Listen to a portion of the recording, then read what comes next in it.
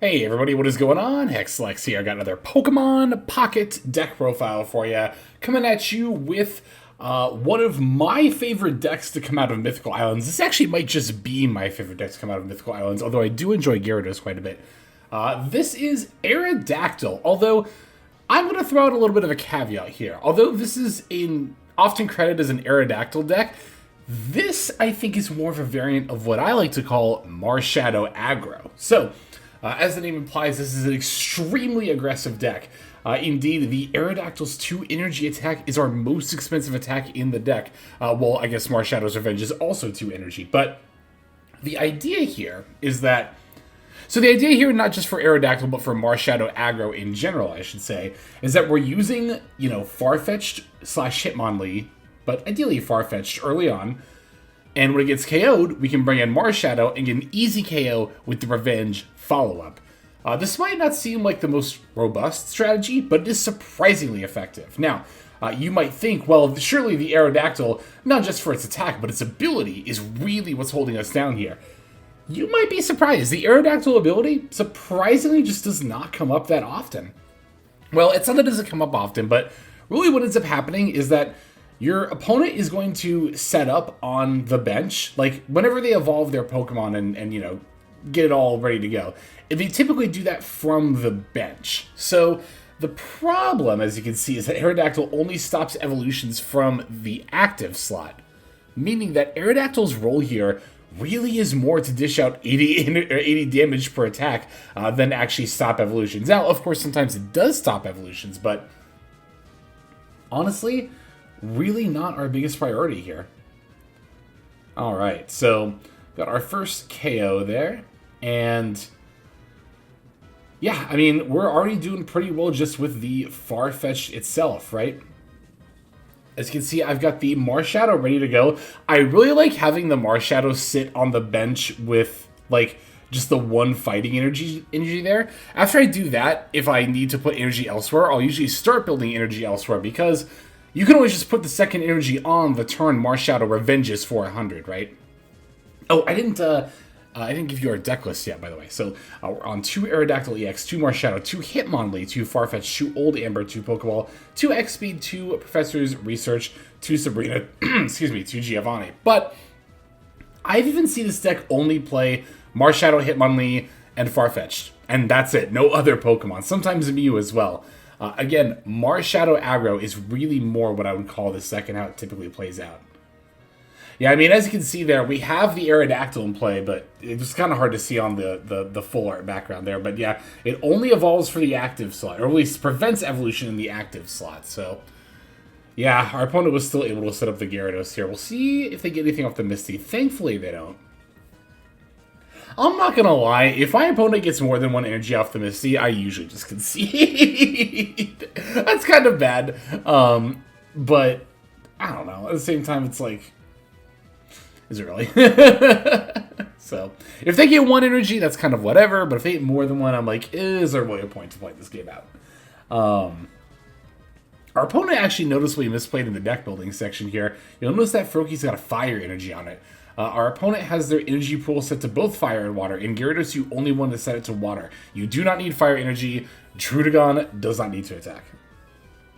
Alright, here I'm bringing in the Aerodactyl. I know that barring a Misty, I'm going to be able to get in the amount of damage I need to KO the Gyarados before it can KO me, because I have not 1 but 2 Giovanni in hand. So I'm actually going to be dealing 90 damage per hit instead of just 80, which adds up to 180.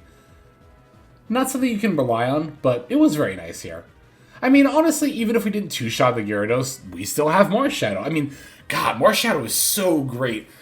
Basically, as long as you have a Marshadow with 1 energy sitting on your bench, you can, like, reliably always take 1 or 2 points on the next turn, right? Depending on if your Pokemon, or your opponent's Pokemon in the active slot is an EX or not. That is something that you can, like, plan on. And that is why Marshadow is so good.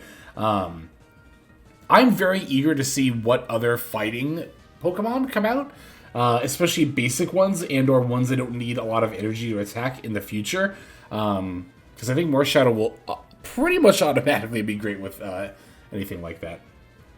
Our next opponent here is going to be on Venusaur, which you definitely don't see as much Venusaur nowadays that Celebi is a thing, but Venusaur does also benefit from the Superior ability. Of course, the problem is that Venusaur plus Superior is a combo that requires 2 Stage 2 evolution Pokemon, which is not the most consistent.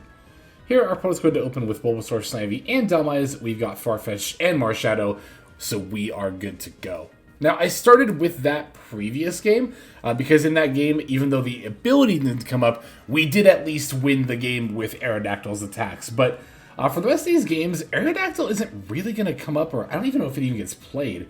Again, like, it really is more about Marshadow in this deck. I think the big thing about playing Aerodactyl in this deck is kind of like, why not right now?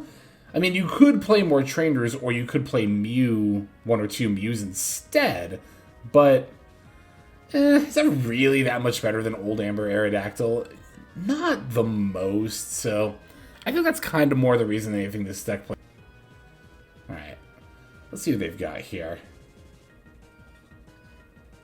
Yeah, Ivysaur's online. Looks like they're going to heal upset Ivysaur with an Erica here. Very glad to have traded one of Farfetch'd's attacks for an Erica here. That is 100% okay with me. Here we get with the red card, which makes me really wish I'd played that Hitmonlee. Kind of wasn't a reason not to, but I ended up drawing Hitmonlee Professor's Research anyway, so it actually just didn't matter. And we have another Giovanni again, so I think we had Giovanni in the last hand.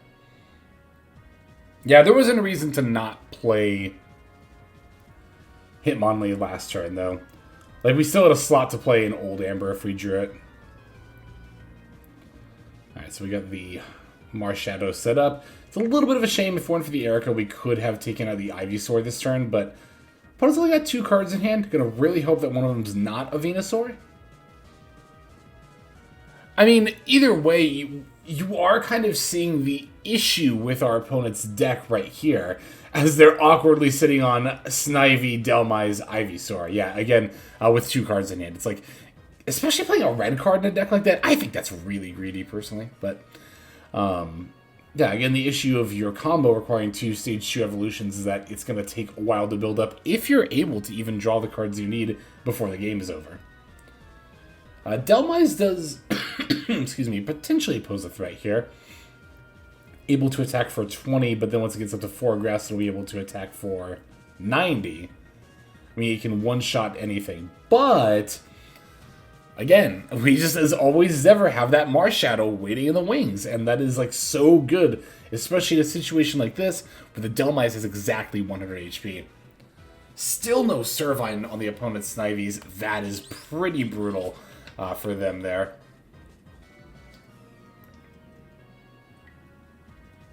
Yeah, here I'm more debating, as opposed to where to put the energy, I'm more debating of if I want to use Sabrina or not. And I do end up using, because, excuse me, the reason I end up Sabrinaing here more than anything else is that, one, actually there's 2 reasons here. The first reason is that I can actually KO this Snivy with the Hitmonlee later to get secure my final point. But the second is that this also wastes my opponent's energy drop this turn, which is going to make it that much more difficult for them to actually get this Dhelmise online. Although, I don't know how... Oh, wait, they do play Celebi. Oh, I actually forgot about that. Okay, I'll keep Venusaur up. Wow, they're playing Celebi in that deck and Dhelmise? That's a lot. That's a lot of Pokemon. I mean, that's... I guess to be fair, I don't know how much of each evolution line they're playing, but if they're playing 2 of each, that's 2 of each of those Pokemon. I guess that's only... Well, no, that's 6, 12, 14, 16. So they're probably only playing 1 Dhelmise and maybe 1 Celebi. That's still 14 Pokemon. That's kind of a lot. Okay, we got the Old Amber. And what I'm actually going to do here is I'm going to retreat out my Farfetch'd with my energy drop for turn, even though I have an X speed, because I just don't need that energy. I don't need it at all. I'm really glad our opponent evolved the Snivy with an energy on it, by the way. Like, that would make sense, right? I mean, I don't know. You would definitely, I think, consider evolving the 30 HP once you see my Hitmonlee on the bench there, right? I think I might have. Might have. But I'm not going to guarantee that I would have made that move. Alright, now here the Dhelmise is able to one-shot my Hitmonlee, but is definitely far too little too late. for my opponent to be taking their first point here, as once they use the Energy Whip, which I think they do, yeah, they do end up using the Energy Whip to one-shot my Hitmonlee, we just bring in our little friend Marshadow, who is going to enact some revenge. I love Marshadow. I think this Pokemon is not only good, but also very well designed. I am a huge fan of Marshadow. It makes these fighting aggressive strategies so good. Don't mind me, I'm styling on my opponent a little bit and just playing out my hand before I actually just attack with revenge, but I mean, it's kind of styling, but there's also a part of that's like, what if I misplayed or didn't do the math right? I want to make sure I have, follow-up plays if I need them. That's usually, I will be honest, in this and in Master Duel, that's usually why I make, like, seemingly unnecessary plays that turn I'm about to win, is because I've had games where I go for the win, and then I realize I did the math wrong, and then I don't win. So, it's really more a contingency plan for my own inability to do simple math. But it is what it is. Okay, so we're up against Celebi, another Celebi deck, but this one is not going to have Venusaur in it, as far as I'm aware anyway. So, alright, let's see how we can open here. Again, opening Farfetch'd plus Marshadow is ideal. Opening just Hitmonlee would be pretty bad. That's like kind of one of the worst case scenarios. Opening just Marshadow is not... Actually, opening just Marshadow is probably worse than opening just Hitmonlee. It's debatable. It depends, really, more than anything else, I think. We have an Old Amber, which is not nothing. Okay, there's a Hitmonlee. So, but yeah, we're not starting with the Farfetch. That's really one of the more important parts for a build like this. You don't have to play Farfetch in every deck that plays Marshadow, but in this kind of an aggro strategy, I mean, Farfetch is not only good because it deals 40 for 1 energy, but it's only got 60 HP, so it dies really easy, too. Oh, they easily as well, which could matter for a Marshadow. I think that works. I have to imagine that would. The Old Amber is a Pokemon that is in the active slot, is it not? It is getting knocked out, I believe. That does all track. Anyway. Not an interaction I've tried personally. So I'm going to X-Speed, because we did find the Farfetch'd here. Very, very nice. Going to go ahead and bring that in. Throw on a Fighting Energy, and we will commence the Leak Slappage on this little Snivy here. Again, the nice thing about putting the Snivy down to 30 here is that the Hitmonlee can get it even if the Snivy ends up retreating. Ooh, unless they evolve. Yeah, I mean, okay. Oh, but I don't think Giovanni affects Hitmonlee's damage. I'm pretty sure I've tried that before, actually. I'm very sure I've tried that before. Or, no, it was with Zeb's Strika. But I mean, it's kind of the same thing. Essentially the same thing. So, yeah, they did have an Erica, but at least we can still two-shot the Servine if they don't evolve it into a Serperior, which I actually think they do. Okay, there's another Snivy. They're probably going to attach an energy and retreat first, though, yeah. I was going to say unless they play X-Speed or Leaf. Would be X-Speed, but Celebi decks don't really play X. Well, I guess they do sometimes. Alright. You get 4 flips because they evolved into the Serperior. Ideally, one of them only is heads, but nah, we pretty much knew this was going to happen. Excuse me. Unfortunately, this puts me in a really awkward spot because, like, yeah, the Marshadow can come in and revenge here, but only for 100, 110 with Giovanni. And that's not going to be enough to KO this Celebi. I can't... Well, you know what I could do? I could Sabrina, but that doesn't really solve my problem at all because they just bring in Snivy. And now I'm in the exact same spot I'm in, where I still have to KO this Celebi in order to actually close out the game, right? So I decided to take the 100 damage on the Celebi while I could, basically. I didn't Giovanni because I didn't really feel like there was much of a point to. Oh, they're on Lilligant. That's interesting. You don't really see Lilligant that often. I think Lilligant and Serperior like really win more. Sorry about that. My audio cut out there because my computer froze for a minute. It was actually Firefox. I thought it was Premiere Pro's fault. But anyway. So here my opponent's considering their next move. We'll see about where they want to put this energy, I think. They end up putting it on Superior, which looks kind of weird at first, but I feel like it is the right play in the long run. Because, like, you think they would want to put it on Celebi and make sure that they KO my Marshadow. But really, they only need to flip 2 heads in order to KO here. So what they want to do, I think, is I'm going to bring in Farfetch'd here, and they know I can Leak Slap and KO the Celebi. They want to set up the Superior to then be able to KO my Farfetch'd, which is exactly how this game is going to end up panning out. Yeah, unfortunately, they just had, I think, too quick of a setup for me here.